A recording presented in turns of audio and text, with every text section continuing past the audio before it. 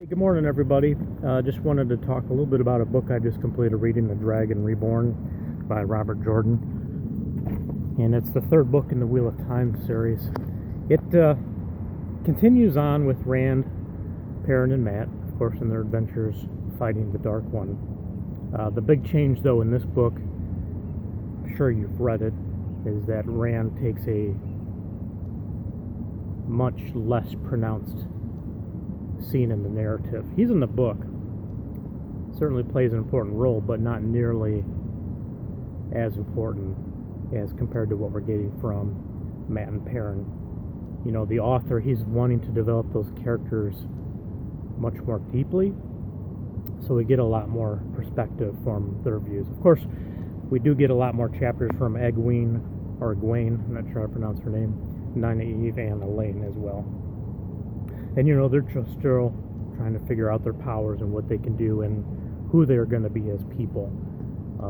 You know, are they going to fight strictly for Tar-Valon and what they believe in, or, you know, the White Tower, or are they going to fight for Rand? You know, it looks like it could be a little mixture of both, because certainly they have a little bit of allegiance to the White Tower at this point. But anyway, so the story begins with them in the mountains. Rand and Moiraine are butting heads. Moiraine wants to kind of sit and wait, figure out the political landscape. I'm guessing that she wants to place Rand in a nation that will be accepting of him, so he'll start out with an army behind him, so he's not in a weakened state. However, Rand wants to go out to Ameth Plain, and is it Ameth Plain? No, Toman Head, where his followers were that were fighting for him, because they're getting rounded up by the different kings and being scattered, because nobody wants the threat of a dragon reborn or his people, because, you know, he really is going to affect the stability of the nations. And the kings, you know, they want to keep their own power, they want to keep the status quo, so they're not looking for somebody to come in there and just kind of start calling the shots. You know, they like that position, they don't want to see that triggered anything in a different way. But Rand sees it, you know, he's a sensitive guy. He sees these people, they're getting hurt, in some cases killed, there's a lot of fighting, and he wants to put a stop to that. But Moraine's like, no, we just got to stay up here in the mountains, we got to figure out what's going on and make a good, solid plan. Well, Rand, while this is all going on, he's been having these dreams about the sword that's not a sword. Kalander, I think it's called. And I think he's tied magically to the sword in some way. That's why he's having the dreams. I'm not quite too sure why he's having such strong premonitions to go after the sword. Maybe it's his destiny calling him, you know, in a very straightforward way. You know, I don't know. But anyway, he just gets fed up with Moiraine and decides he's going to go off by himself and find and search the sword. So he's on a one-track mind. He's basically sprinting towards Tyr so he can figure out, you know, what his dreams mean, if they're real, if they're not real. Well, you know, you've read the book. Probably. So Mat, you know, we start getting his perspective. He wakes up because the Aes Sedai, they heal him. They take the taint of the dagger away. And he immediately starts talking in a different language, and he has visions of him being this general from a past war.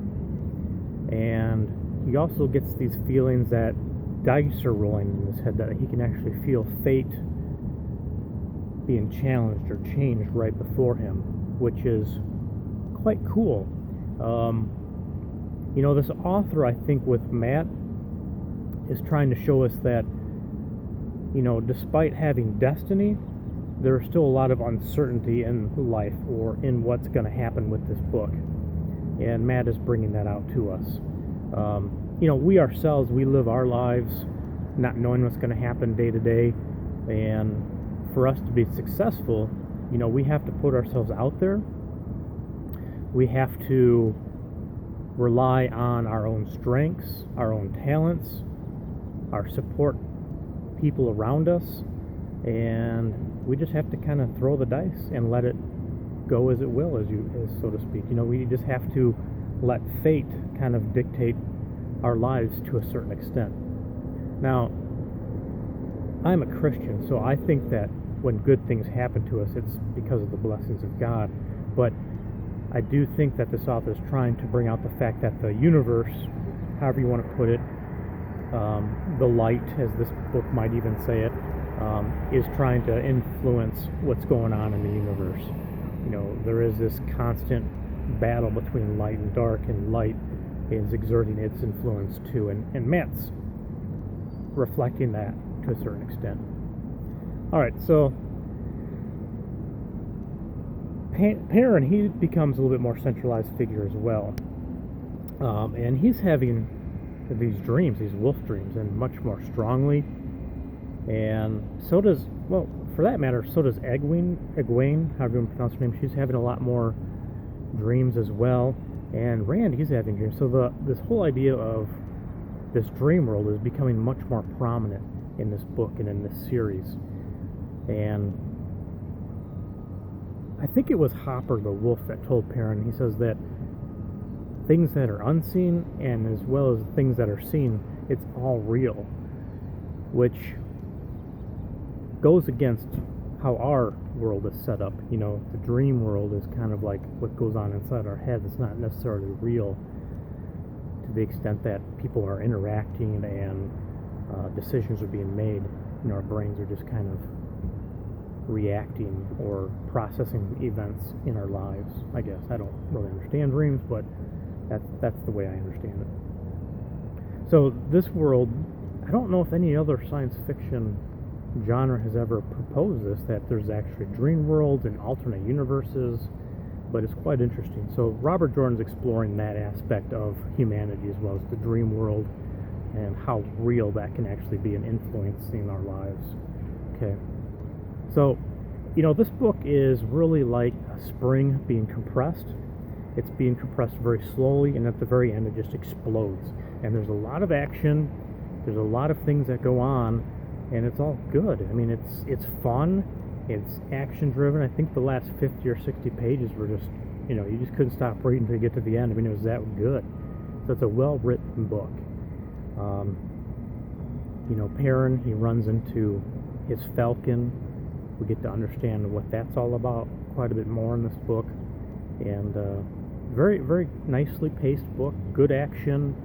I think it's Robert Jordan's starting to spin other characters out.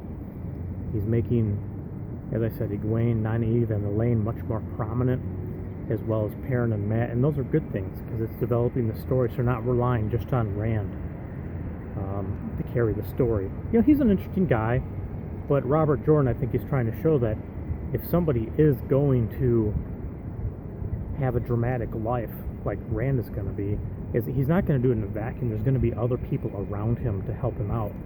You know, and that reflects our lives, because we don't live in a vacuum. We have our own communities, our own social circles that we are involved in, and they help us to be hopefully better people and to be successful. So, you know, it kind of makes you think about who you have around you and the role that they have. And I hope that leads you and me, at least it did for me, to be a little bit more thankful for the people that are in my lives. So, anyway, that's a little bit more on the serious side of the book, but you get the drift. It's a good read, lots of action, and, you know, Robert Jordan's a great writer. You can go into very deep thoughts with some of the stuff he's bringing out. So, hope this helps, and tell me your thoughts. I'm sure you've read it. It's a popular series, and would like to know what you're thinking about all this.